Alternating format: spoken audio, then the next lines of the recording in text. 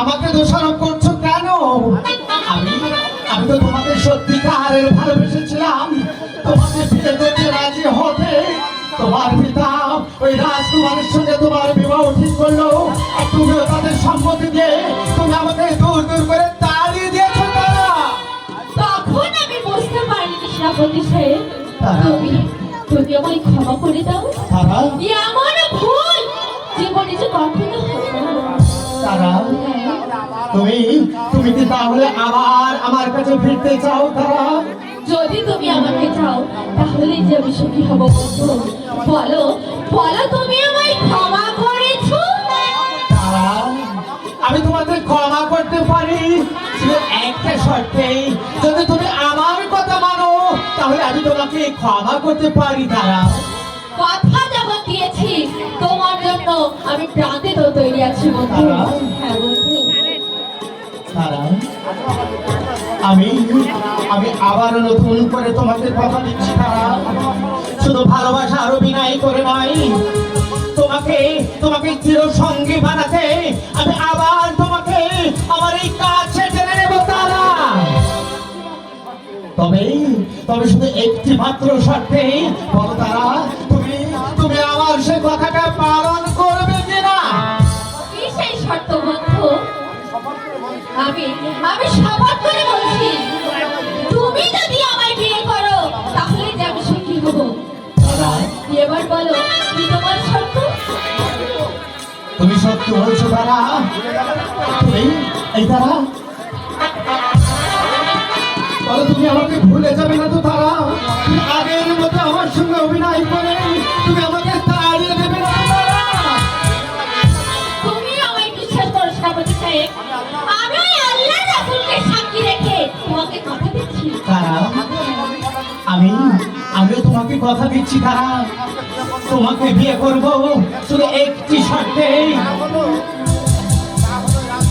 তুমি তুমি ওই রাজকুমার আনোয়ার আর জোসনাকে খুঁজে এই রাজ্যময় ফিরে আনবে। তুমি তাদের সমস্ত খবর তুমি যে করে হোক আমার কাছে এনে দেবে। রাজকুমার তো মারা গেছে। না তারা, রাজকুমার মারা যায়নি। না না তারা না, রাজকুমার মারা যায়নি। রাজকুমার আনোয়ার জোসনাকে নিয়ে ওই বনবাসে গেছে। তুমি তুমি যদি তাদের সংবাদ এনে আমাকে দিতে পারো, সেদিন সেদিন আমি তোমাকে বিয়ে করব। তারা আমি মেয়ে হয়ে কেমন করে এই দেশ দেশান্তর ঘুরে বেড়াবো বন্ধু? তুমিও আমার সাথে চলো না বন্ধু। তা হয় না তারা, তা হয় না। আমি গেলে এ রাজ্য মাঝে মারামারি হানাহানি লেগে থাকবে। আর তাছাড়া তোমার পিতা এই রাজ্যখানে হস্তক্ষেপ করার জন্য উঠে পড়ে লেগেছে। আর তাছাড়া বঙ্গরাজ পুত্র শোকে পাগল প্রায় আর রানীমা একেবারে নাওয়া খাওয়া ছেড়েই দিয়েছে।